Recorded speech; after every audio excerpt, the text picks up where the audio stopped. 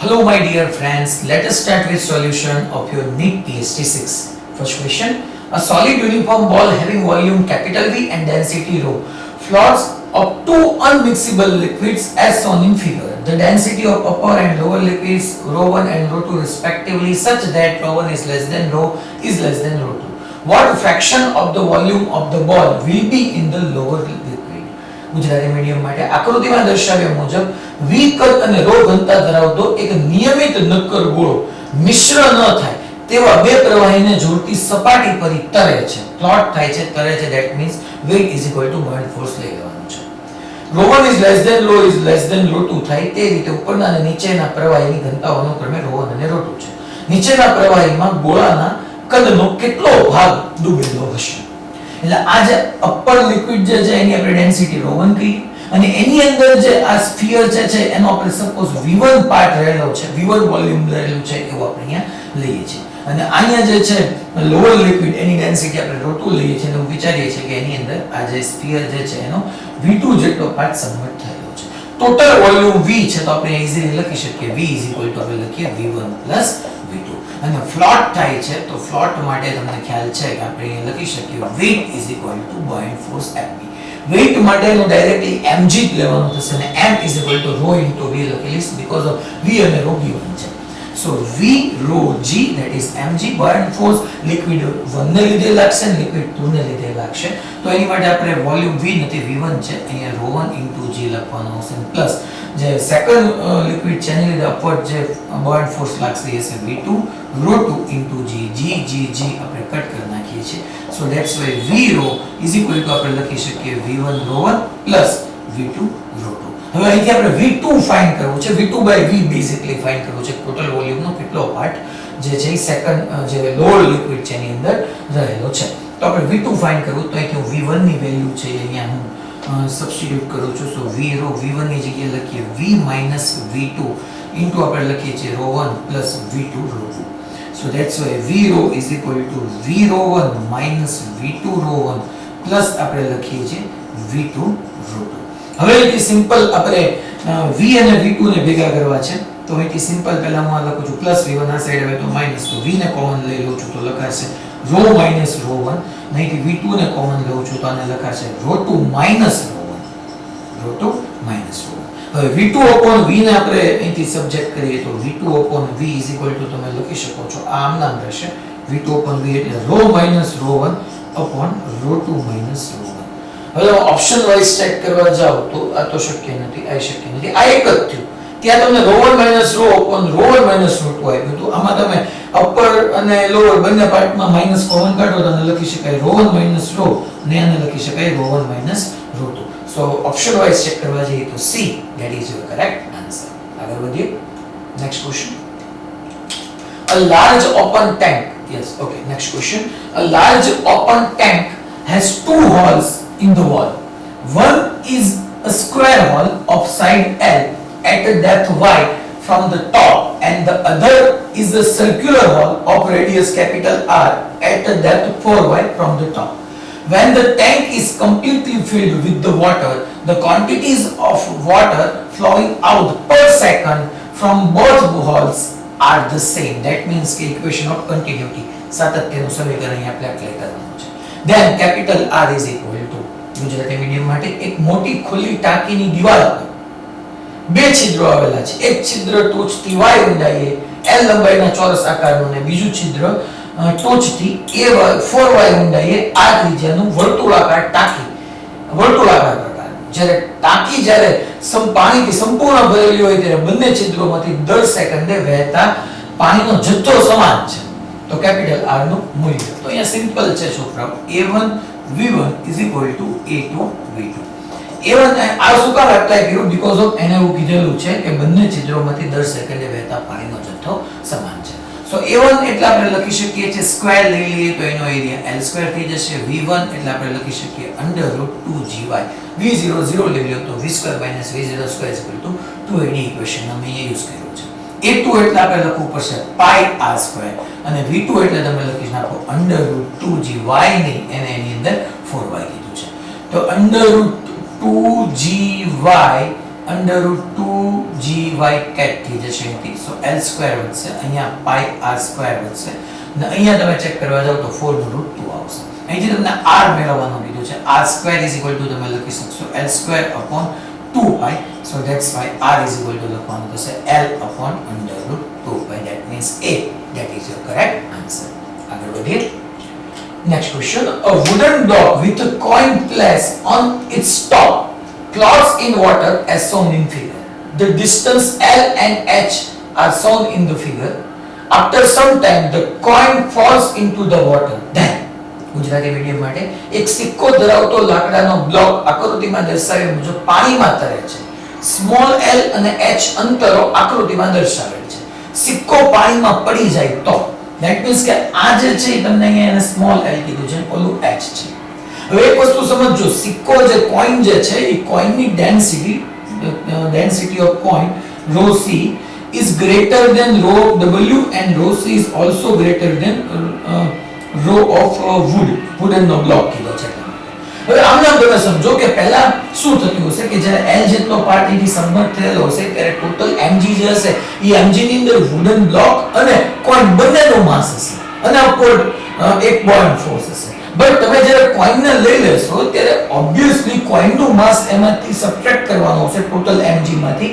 કોઈનનું માસ subtract થશે, કોઈનનું weight subtract થશે. That's why આ અહીંથી અપવર્ડ જશે કે એટલે l તો ડિક્રીઝ થશે બટ l ડિક્રીઝ થાય એવો આન્સર નથી હોત તો ઈ આવી શકે કે l ડિક્રીઝ થશે.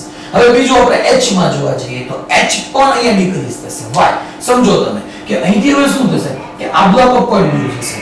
હવે સેકન્ડ થિંગ કે કોઈન નીચે આવી, કોઈન ફ્રી ફોલ થઈને નીચે આવી ગયો ધેટ મીન્સ કે ઈ આ જે છે કન્ટેનર એના બેઝ પર હશે.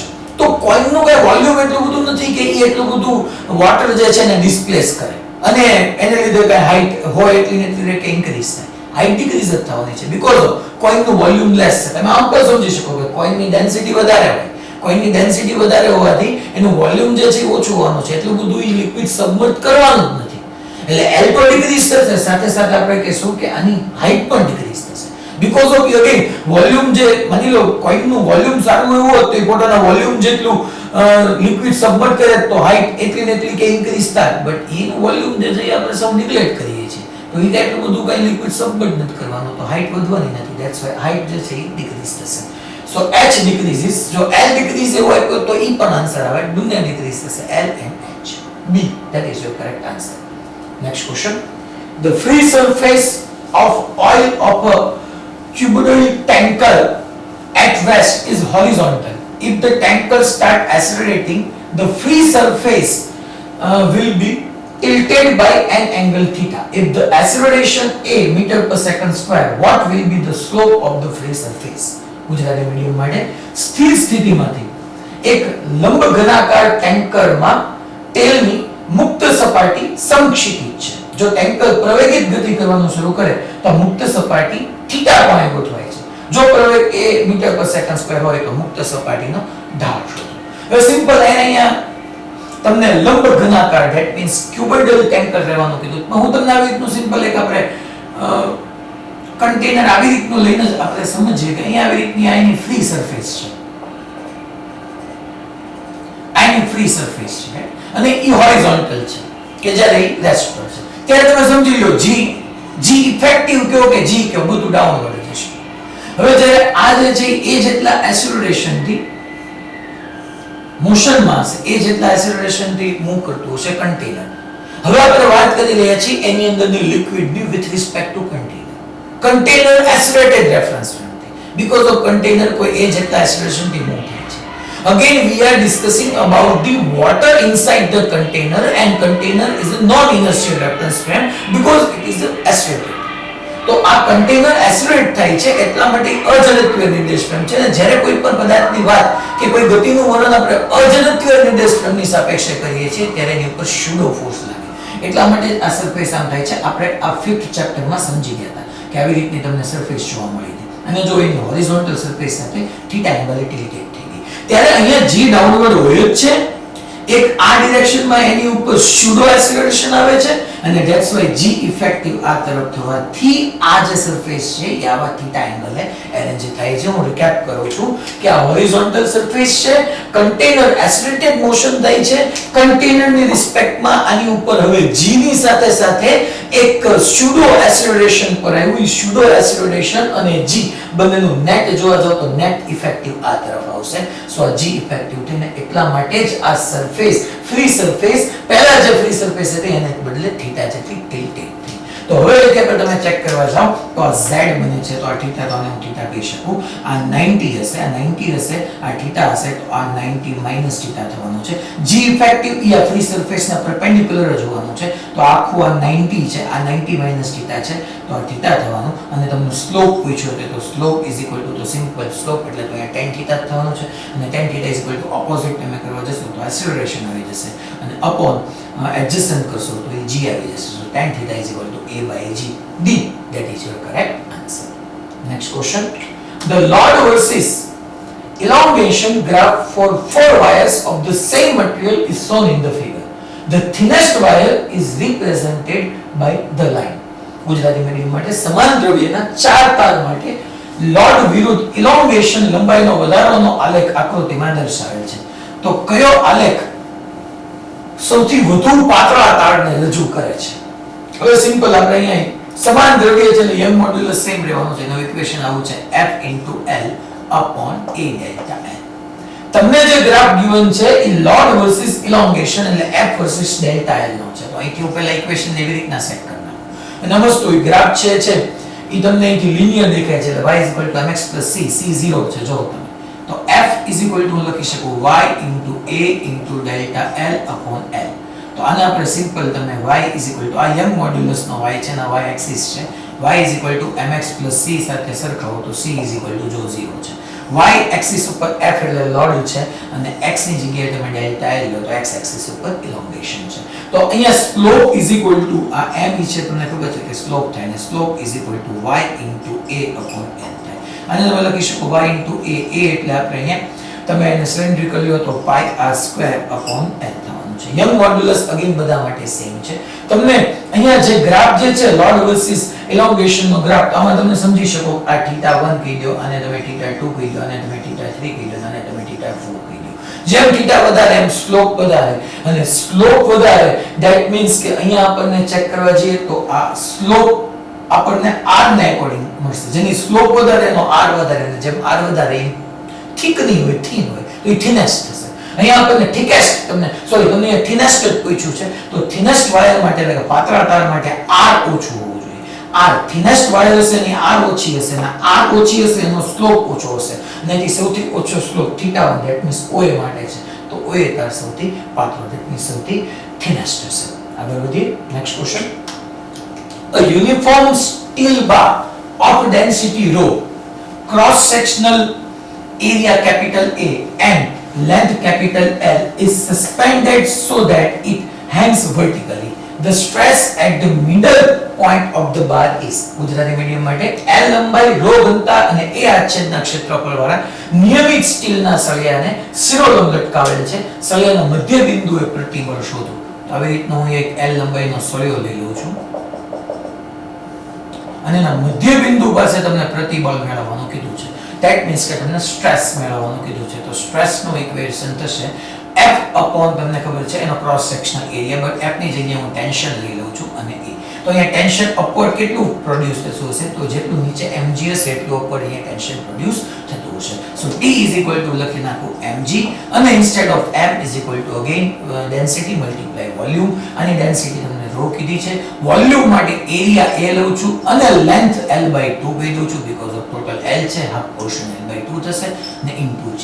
તો અહીંથી તમને સ્ટ્રેસ = તમે t ની જગ્યાએ મૂકશો ρ A L/2 * g upon A. તો A કટ થઈ જશે. So that means L ρ g/2. That means B. That is your correct answer. Next question. The elastic potential energy density of fresh water at a depth of 1000 meter is તમને find કરવાની કીધી છે. Bulk modulus of water given છે Gujarati medium માટે. 1000 metre ઊંડાઈએ પાણીની સ્થિતિસ્થાપક કે સ્થિતિ ઊર્જા ઘનતા ખાલી જગ્યા થશે પર સ્થિતિસ્થાપકમાં આપ્યું છે. સો U/V is equal to 1/2 sigma multiply EL or stress multiply strain તમે લખી શકો છો. તો અહીંયા 1/2 સ્ટ્રેસ એટલે પ્રેશર પણ કહી શકો બીકોઝ ઓફ તમને અહીંયા બલ્ક મોડ્યુલસ આપ્યું છે અને આમ જોવા જઈએ તો 1000 મીટર હાઈટે તમને કીધું તો તમારે P HOG નો જ ક્યાંક યુઝ કરવો પડશે. એટલા માટે અહીં હું સિગ્મા તમને ખબર છે F/A થાય હું P લખી શકું. તો અહીંયા P multiply delta L upon L. હવે તમને અહીંયા બલ્ક મોડ્યુલસ ઓલરેડી ગિવન છે તો બલ્ક મોડ્યુલસ B ઇક્વેશન હતું P upon delta L upon L. અહીં હું માઈનસ સાઇન ને કન્સિડર નથી કરતો. ડેલ્ટા L upon L ની તમે વેલ્યુ સબસ્ટિટ્યુટ કરશો તો 1/2 P delta L upon L again PB લખાય. સો P² upon 2B અને P ની જગ્યાએ તમારે મૂકવાનું છે પાછું HROG. તમને સ્થિતિ ઊર્જા ઘનતા જ ફાઇન્ડ કરવાની કીધી છે. તો U/V P ની જગ્યાએ આપણે મૂકી દઈએ છીએ HROG² upon 2B. H 1000 metre છે, ρ 10⁻³ થશે SI યુનિટમાં, G 10 given છે અને બલ્ક મોડ્યુલસ given છે. કેલ્ક્યુલેશન કરશો તો આન્સર મળી જશે. Next question.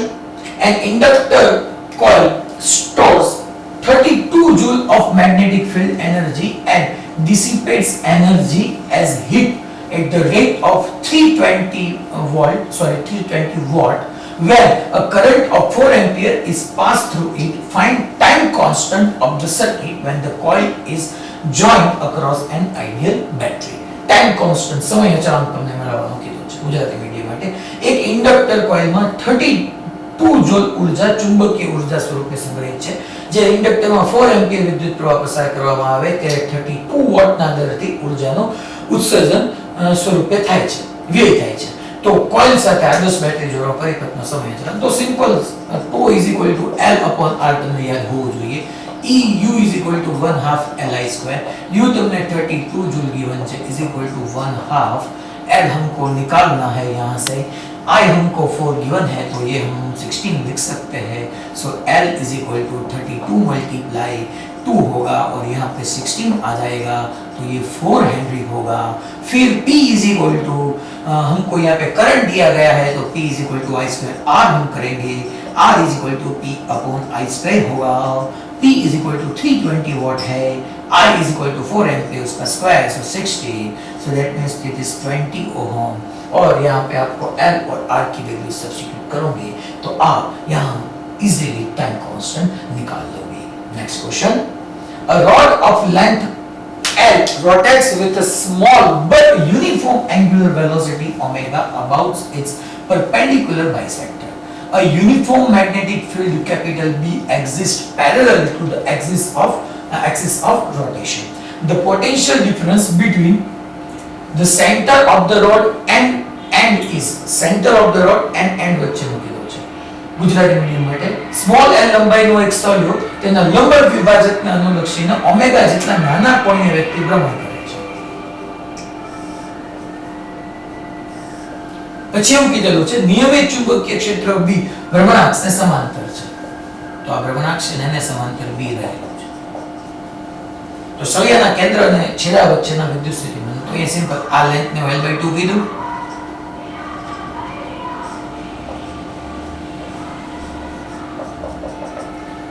આવાદા જાય ને એટલે બોલવું હોય તો આપણે કમ્પ્લીટલી અહીંયા વિદ્યુત સ્થિતિમાનનો તફાવત મેળવવો છે. તેના માટે શું કરીએ છીએ પહેલા એક્સિસ થી x જેટલા ડિસ્ટન્સ છે હું એક dx લેન્થનો એક પહેલા એલિમેન્ટ લઈએ છીએ. એની એલિમેન્ટમાં આપણે પહેલા ઇન્ડ્યુસ EMF E તમને ખબર છે BVL. તો એને અકોર્ડિંગ આપણે વાત કરીએ તો પહેલા DE B તો B છે તમે જોવા જાવ B V અને L ત્રણે પરપેન્ડિક્યુલર છે અહીંયા. સો B V ની જગ્યાએ R ઓમેગા ની જગ્યાએ આપણે લખશું x R ઓમેગા ની જગ્યાએ હું લખીશ x ઓમેગા અને L ની જગ્યાએ એની લેન્થ આપણે લઈશું dx. હવે E તમારે ફાઇન્ડ કરવું હોય તો 0 to L/2 આવશે બીકોઝ ઓફ સેન્ટર અને એન્ડ વચ્ચેનું કીધું છે ઇન્ટુ DE થઈ જશે 0 to L/2. અહીંયા તમે લખી શકશો b omega x dx. So E is equal to b omega x²/2 x²/2 નીચે જે છે 0 છે અપર લિમિટ L/2 છે b omega/2 x ની જગ્યાએ હું l/2 મૂકું તો એનો સ્ક્વેર થઈ જશે, સો l²/4 થઈ જશે. સો that's why 1/8 b omega l²b, that is your correct answer. Next question. Figure shows a long U-shaped wire of width L placed in a perpendicular magnetic field capital B. A wire of length small l is slid on the U-shaped wire with constant velocity small v towards right. The resistance of all the wire is small r per unit length. Per unit length is small r, તો અહીંયા l length દીઠ કેટલો તો r into l. If t is equal to 0, the sliding wire is close to left edge of U-shaped wire. અહીંથી start કરીએ છીએ. Calculate the current in the circuit. તો અહીંયા આપણે simple I is equal to E by R લખવાનું છે. હવે આપણે ચેક કરવા જઈએ તો V B આ V જે છે V અને B આ ડિરેક્શનમાં છે, તો આ પોઝિટિવ બનશે અને આ નેગેટિવ બનશે, એટલે આ બેટરી બની જશે. તો E is equal to તો સિમ્પલ હું લખી નાખું છું BVL. હવે રેઝિસ્ટન્સ ટોટલ ફાઇન્ડ કરવાનો છે. અહીંયા ક્લોઝ લૂપ બને છે એટલે કરંટ પાસ થશે. તો અહીંયા સિમ્પલ આપણે વિચારી લઈએ કે આ બંનેની લેન્થ L એટલે ટોટલ 2L. સો પર યુનિટ લેન્થ સ્મોલ r છે, તો 2L લેન્થ નો રેઝિસ્ટન્સ કેટલો તો 2LR થઈ જશે. અને આને x કીધી, સપોઝ આ ડિસ્ટન્સ જે છે એ x જેટલું છે, તો ટોટલ 2x. તો હવે એને અકોર્ડિંગ આપણે નેટ રેઝિસ્ટન્સ લખશું 2LR + 2x 2x એટલે 2xR, સોરી. હવે પર યુનિટ લેન્થ x આપણે લઈ લઈએ છીએ, પર યુનિટ લેન્થ r છે, તો 2x ની કેટલું 2xR. તો અહીંયા BVL આ બહુ સિમ્પલ મેં લખ્યું છે. નેટ રેઝિસ્ટન્સ માટે મેં લેન્થ લીધી છે, એનું 2LR કહી દીધું, અને રિમેનિંગ પોર્શન x લીધો છે, તો 2xR કહી દીધું. તો અહીંથી આપણે તમે 2r ને કોમન કાઢો તો l + x આવશે. આન્સરમાં કે x નથી, તો હવે v = ડિસ્ટન્સ અપોન ટાઈમ, તો x = આપણે લખી નાખીએ છીએ v * t.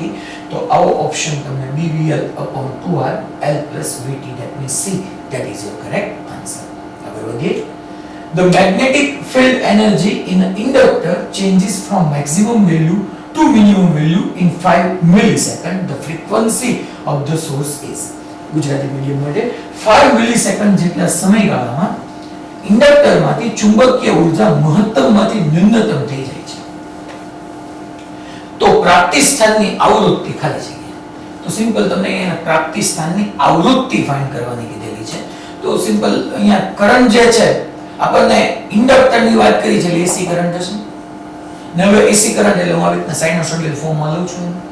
5 મિલિસેકન્ડ જેટલા સમયમાં ચુંબકીય ઊર્જા મહત્તમમાંથી ન્યૂનતમ થઈ જાય. સો U = 1/2 Li². એટલે ચુંબકીય ઊર્જા, that means કે અહીંયા કીધેલું છે the magnetic field energy એટલે U એ મેક્સિમમ માંથી મિનિમમ થઈ જાય, એટલે I મેક્સિમમ માંથી મિનિમમ થઈ જતું હોય, રાઈટ. તો I જે ચેન્જ થાય છે મેક્સિમમ ટુ મિનિમમ, તો અહીંયા મિનિમમ છે એ મેક્સિમમ થઈ જશે. અહીંયા મેક્સિમમ ટુ મિનિમમ, અહીંયા તમને ખબર 0 આવે, અહીંયા 10t/2 આવે, અહીંયા આપણે t/4 લઈએ છીએ, અહીંયા 3t/4 ને અહીંયા t. તો એના તમે મેક્સિમમ ટુ મિનિમમ તમે ચેક કરવા જાવ તો મેક્સિમમ ટુ મિનિમમ t/4 જેટલા ટાઈમની અંદર થાય, રાઈટ. તો સિમ્પલ અહીંયા આપણે 25% ટાઈમ પીરિયડ, અહીંયા 50%, સો t/4 = તમને 5 મિલિસેકન્ડ given છે. સો કેપિટલ T = 20 મિલિસેકન્ડ થશે, અને f તમારે શું કરવાનું છે 1/T. સો f = 1/20 મિલી એટલે 10⁻³ સો 1/2 * 10⁻² આવી જશે. સો 0.5 એટલે 50 hertz. B, that is your correct answer. Next question. A constant current of 2.8 ampere exists in a resistor. The RMS current is એક અવરોધમાંથી 2.8 એમ્પિયર નો અચળ પ્રવાહ પસાર થાય છે. તો પ્રવાહની RMS કિંમત, તો ખરેખર અવરોધ માટે RMS આપણે ભણ્યા જ નથી, ઇન્ડક્ટર અને કેપેસિટર માટે છે, તો 2.8 એમ્પિયર જ રહેશે. Next question. A rod of length small l is translating at a velocity v, making an angle theta with its length small l. A uniform magnetic field capital B exists in direction perpendicular to the plane of motion. Calculate the EMF induced in the rod. Gujarati medium માટે small l લંબાઈનો એક સળિયો તેની લંબાઈ સાથે theta કોણે v વેગથી ગતિ કરે છે. નિયમિત ચુંબકીય ક્ષેત્ર સળિયાની ગતિના સમતલને લંબ રૂપે છે. સપોઝ આપણે વિચાર કરીએ કે આવી રીતના કે અંદર જતું ચુંબકીય ક્ષેત્ર રહેલું છે, આડી લેન્થ L લઈ લઈએ છે અને તમને એને કીધેલું છે કે L લેન્થ સાથે થીટા કોણની v વેગથી L લંબાઈનો એક સળિયો તેની લંબાઈ સાથે થીટા કોણની v વેગથી તો v અને b તમે જોવા જાવ તો પરપેન્ડિક્યુલર જ હશે એટલે કે ચુંબકીય ક્ષેત્ર અંદર લીધું કેમ ખબર પડી તો એના વેગ એની ગતિને પરપેન્ડિક્યુલર તમે ચેક કરવા જાવ તો જો આ v અને આ b બે એકબીજાને પરપેન્ડિક્યુલર હશે અને એની લેન્થ સાથે થીટાના કોણે ઈ v જેટલા વેગ સાથે ગતિ કરે છે તો આના બે ઘટક આવશે એક v cos થીટા આવશે અને એક જે છે એ v sin થીટા આવશે રાઈટ તમને ખબર છે કે e bbl માં ત્રણ એકબીજાને પરપેન્ડિક્યુલર હોવા જોઈએ તો e b v cos theta તો l ને પેરેલલ થઈ જશે તો b v sin theta into તમે l લખી શકો છો e bvl sin theta a that is your correct answer. Are we ready? Okay. Thank you.